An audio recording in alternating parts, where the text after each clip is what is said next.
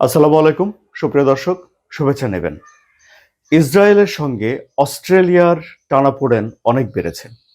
এটিকে আপনারা কূটনৈতিক টানাপোড়েন বলতে পারেন।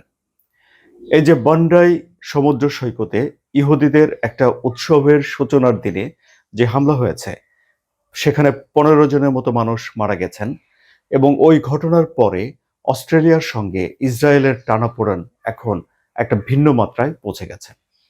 ওই ঘটনার পর অস্ট্রেলিয়ার সরকারের কঠোর সমালোচনা করেছেন ইসরায়েলের প্রধানমন্ত্রী বেনিয়ামিন নেতানিয়াহু। তিনি বলেছেন যে অস্ট্রেলিয়ার সরকার অর্থাৎ আলবানিজ সরকার ইহুদি বিদ্বেষ কমানোর জন্য বা ঠেকানোর জন্য কোনো রকম পদক্ষেপ নেয়নি। এখন আলবানিজ সরকারের তরফ থেকে এটির ব্যাখ্যা দেওয়া হচ্ছে এবং এই নেতানিয়াহুর কথার পরে তারা সে দেশে একটা ঐক্যের ডাক দিয়েছে এবং ইহুদি বিদ্বেষ ঠেকানোর জন্য আলবানিজ সরকার কি কি পদক্ষেপ নিয়েছে সে বিষয়গুলো এখন ঢাকঢোল পিটিয়ে বলা হচ্ছে। এই যেমন ধরুন, অস্ট্রেলিয়ার তরফ থেকে বলা হয়েছে যে ইহুদিদের সুরক্ষার জন্য সেখানে তহবিল বাড়ানো হয়েছে। নাৎসি বিষয়ক যেসব ভাস্কর্য ছিল সেগুলোর ব্যাপারে তারা কঠোর অবস্থান নিয়েছে। আগ্নেয়াস্ত্র আইনকে তারা কঠোর করেছে। উস্কানিমূলক বা শান্তি নষ্ট হতে পারে এরকম কোনো বক্তব্যকে অপরাধের আওতায় আনা হয়েছে। এই ধরনের পদক্ষেপগুলো নেওয়া হয়েছে বলে এখন আলবানিজ সরকারের তরফ থেকে জানানো হয়েছে। এমনকি আন্থনি আলবানিজ সরকার অস্ট্রেলিয়ার ভেতরেও এক ধরনের চাপের মুখে পড়েছে। ইসরায়েলের সঙ্গে অস্ট্রেলিয়ার সম্পর্কের সবচেয়ে বড় অবনতি হয়েছিল গত আগস্টে, যখন অস্ট্রেলিয়ার কূটনীতিবিদদেরকে ফিলিস্তিনে যাওয়ার জন্য ভিসা দেয়নি ইসরায়েল সরকার এবং ইসরায়েল তাদেরকে ভিসা দেওয়া থেকে বিরত রেখেছে। এর আগে আপনারা জানেন যে ২০২৩ সালের পর থেকে বিভিন্ন সময়ে অস্ট্রেলিয়ার ভেতরে ইসরায়েল বিরোধী বিক্ষোভ হয়ে আসছে। কেন? গাজার মানুষের প্রতি সংহতি প্রকাশ করে।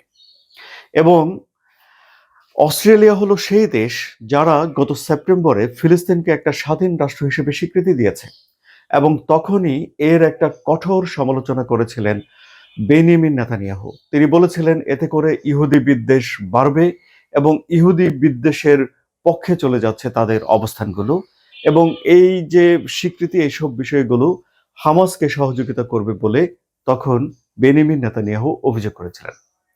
সুপ্রিয় দর্শক, আপনারা জানেন যে হামাস হলো ফিলিস্তিনিদের চোখে একটা স্বাধীনতাকামী সংগঠন, কিন্তু আমেরিকা এবং ইসরায়েলের চোখে একটা সন্ত্রাসী সংগঠন।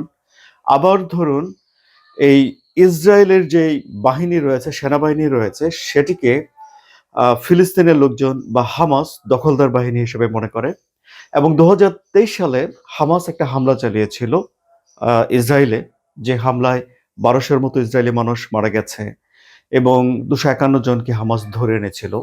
ডোনাল্ড ট্রাম্পের শান্তি পরিকল্পনার অংশ হিসেবে অবশ্য সব জিম্মিদেরকে ছেড়ে দিয়েছে হামাস।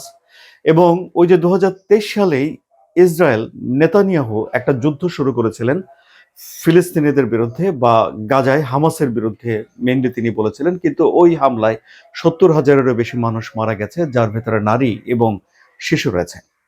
এবং এই যে যুদ্ধ, ওখানে যে মানুষ মারা গেছে গাজার মানুষের নিপীড়নের বিরুদ্ধে, অস্ট্রেলিয়াতে প্রায় সপ্তাহে সপ্তাহেই একটা বিক্ষোভ হয়ে আসছিল এবং তখনই বেনিয়ামিন নেতানিয়াহু বলেছেন যে সেখানে ইহুদি বিদ্বেষ বাড়ছে। তিনি এসবের সমালোচনা করেছিলেন। এখন এই যে ইহুদিদের উৎসবে হামলা করার পরে দুই দেশের ভেতরে টানাপোড়েন এখন অন্য যে কোনো সময়ের তুলনায় এই মুহূর্তে সবচেয়ে বেশি রয়েছে।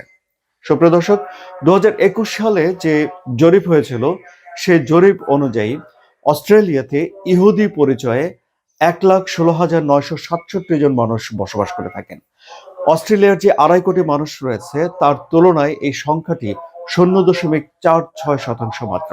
এখন এই জনগোষ্ঠী সেখানে নিরাপত্তাহীনতায় রয়েছে এবং তাদের নিরাপত্তা নিয়ে বেনিয়ামিন নেতানিয়াহু ব্যাপকভাবে উদ্বেগ প্রকাশ করেছে।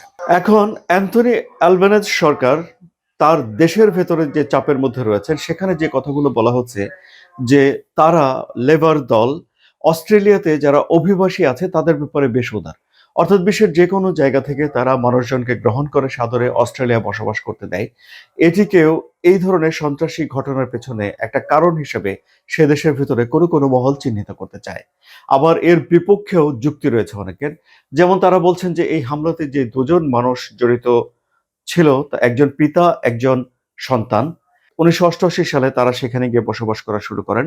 হামলার সঙ্গে জড়িত যে পিতা, তার বয়স 50-এর মতো এবং তিনি অন্য দেশ থেকে গিয়েছিলেন।